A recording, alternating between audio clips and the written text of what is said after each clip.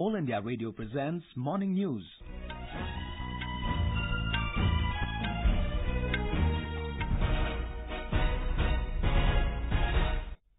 Good morning, I'm Abhishek Kumar. The headlines. Prime Minister Narendra Modi to address World Biofuel Day conference in New Delhi this morning. Government to introduce Triple Talaq Bill in Rajya Sabha on the last day of monsoon session of Parliament today. Maharashtra government employees call off 3-day strike following government's assurance to consider their demands. Security forces bust a terrorist hideout and recover huge cache of arms and ammunition in Poonch district of Jammu and Kashmir. IMF says India's GDP to grow by 7.3% in the current fiscal and 7.5% during next financial year. And in sports, Indian shuttlers Ajay Jairam, Rituparna Das and Mithun Manjunath enter quarterfinals of Vietnam Open Badminton Championship. Prime Minister Narendra Modi will today address a diverse gathering of farmers, scientists, entrepreneurs, students, officials and legislators in New Delhi to mark the World Biofuel Day. World Biofuel Day is observed every year on 10th of August to create awareness about the importance of non-fossil fuels as an alternative to conventional fossil fuels.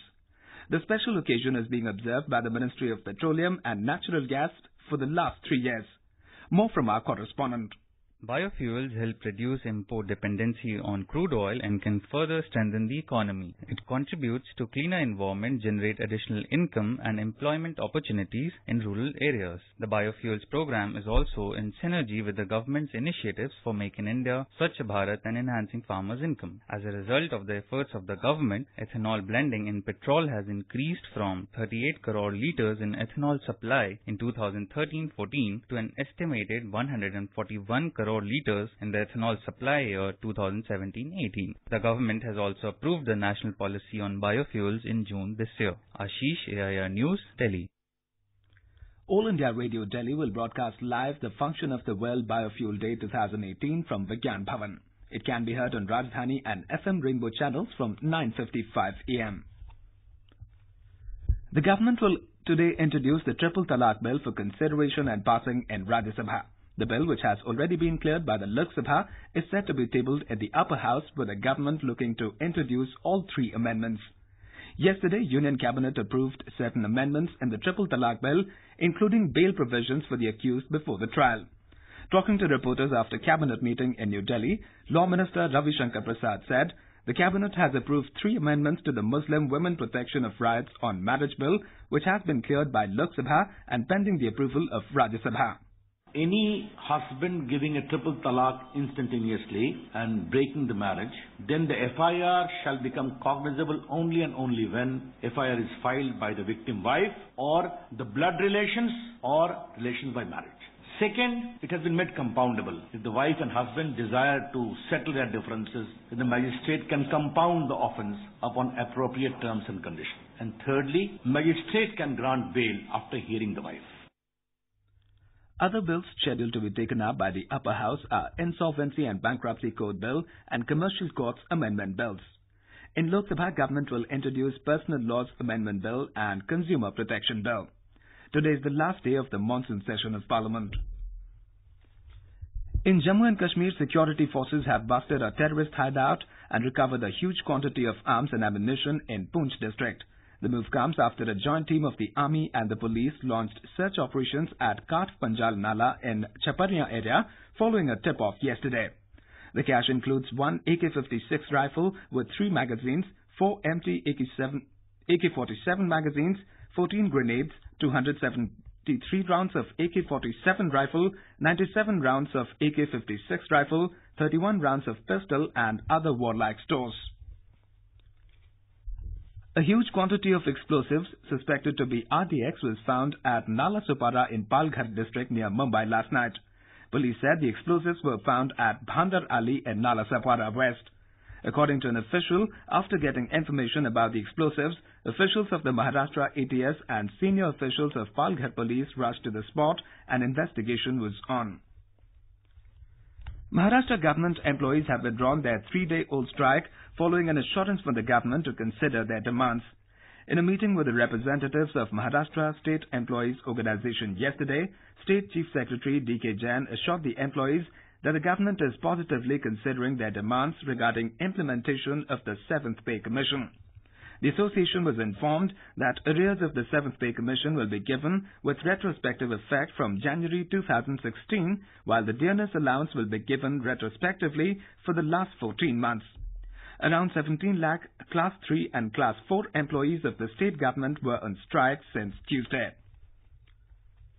In Maharashtra, 16 out of 36 districts implemented Beti Bachao Beti Padhao scheme. Under the scheme, various steps are being taken to prevent female infanticide and enable their education. Here's a ground report from our Aurangabad on this scheme.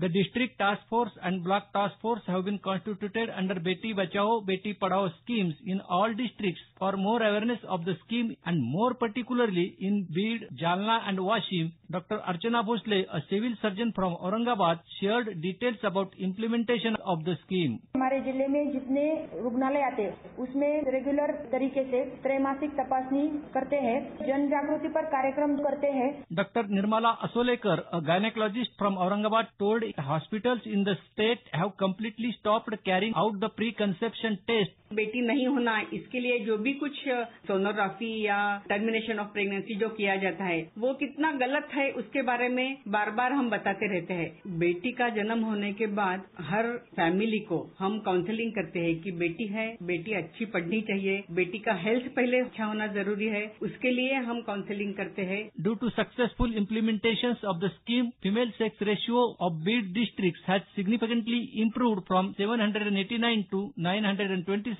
and of Washim district from 835 to 953 per 1,000 male child. Ramesh Jaivaye, EIR, Aurangabad.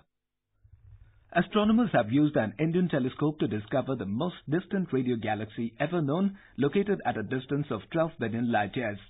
The galaxy, from a time when the universe was only 7% of its current age, was found using the Giant Meter Wave Radio Telescope, GMRT, in Pune.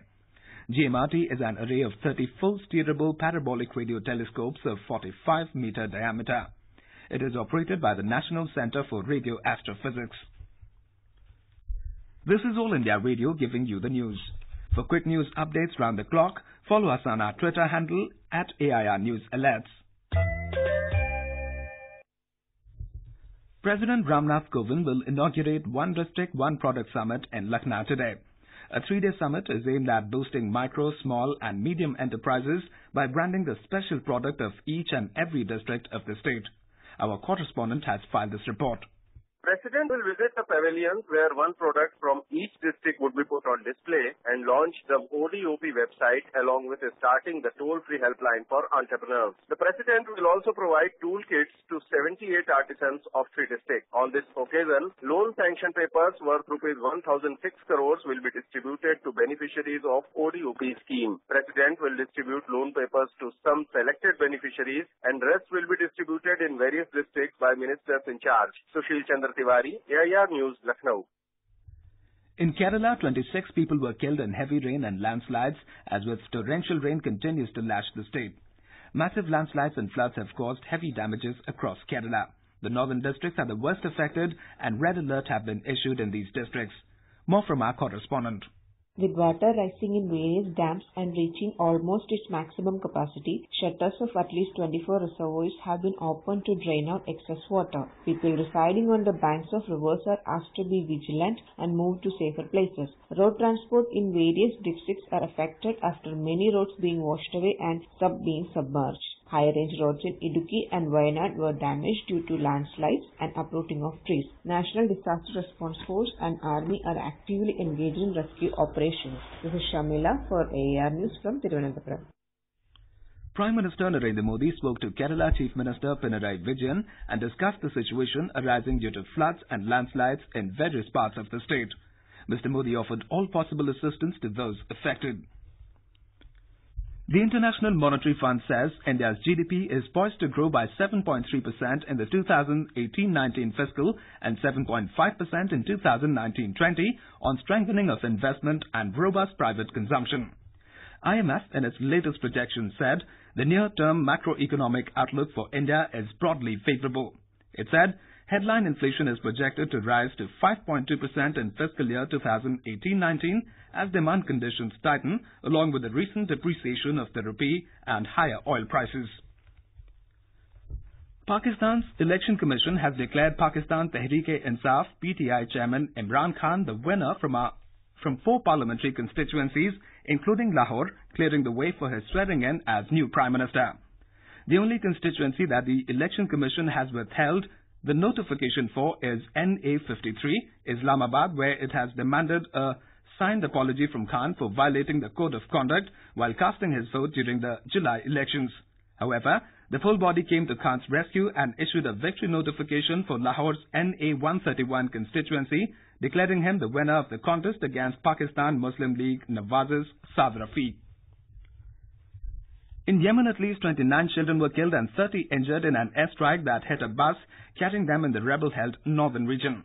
The Saudi-led coalition said it had carried out what it called legitimate military action in the area, targeting Houthi rebels responsible for a deadly missile attack on the Saudi city of Jizan on Wednesday. Saudi Arabia and Sunni Muslim allies have been fighting in Yemen for more than 3 years against the Iran-aligned Houthis, who control much of North Yemen, including the capital Sana'a, and drove a Saudi-backed government into exile in 2014. Indian shuttlers Ajay Jairam, Rituparna Das and Mithun Manjunath entered the quarter-finals of the Vietnam Open in Ho Chi Minh City. They will play their round of 8 matches today. In men's singles, Jairam will face Canada's Xiaodong Sheng and Manjunath will take on China's Cho Cheki. He defeated Thailand's Aldarach Namakul in pre-quarter-finals. In women's singles, former national champion Rituparna beat 6-seed Chinese Taipei's Sung Shuo Yun to set up a meeting with Thailand's Phithayaporn Chaiwan. And now for an overview of today's newspapers, it's over to Sanjay Matu. Thank you, Abhishek. Amendments made in the Triple Talaq Bill and the election of an NDA candidate for the post of Rajya Sabha Deputy Chairman are the 2 stories that stand out among other headlines this morning. NDA outwits opposition in RS prestige fight reads the headline appearing in the Hindustan Times, whereas the Pioneer has reported it under the head NDA win bears united opposition's Achilles heel. Writing on the amendments that were made in the Triple Talaq Bill, the Asian Age informs, saying Cabinet tweaks Talaq Bill, okays bail for accused.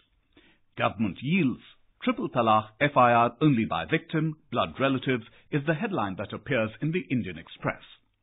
The Pioneer, reporting on the grim situation in Kerala, writes 22 die in flood, landslides as rain ravages Kerala, adding Idukki Dam shutter opened after 26 years but to no avail. The Asian Age carries a picture of a collapsed roof of a house to give a brief summary of the devastation caused. BCCI gets SC relief on key Lodha panel suggestions is how the Hindustan Times has headlined the story of the reforms that were due at BCCI.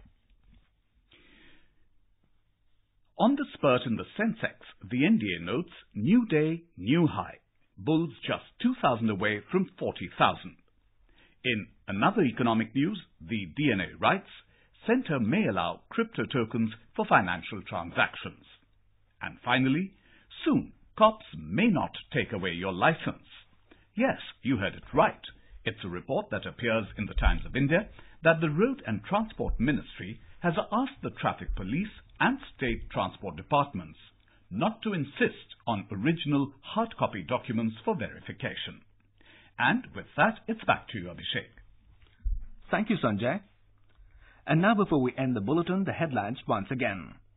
Prime Minister Narendra Modi to address World Biofuel Day conference in New Delhi this morning. Government to introduce Triple Talaq Bill in Rajya Sabha on the last day of monsoon session of Parliament today. Maharashtra government employees call off 3-day strike following government's assurance to consider their demands. Security forces bust a terrorist hideout and recover huge cache of arms and ammunition in Poonch district of Jammu and Kashmir. IMF says India's GDP to grow by 7.3% in the current fiscal and 7.5% during next financial year. And in sports, Indian shuttlers Ajay Jairam, Rituparna Das and Mithun Manjunath enter quarter-finals of Vietnam Open Badminton Championship. For details of these stories and more, log on to our website www.newsonair.nic.in. With that, we end the morning news. Have a nice day.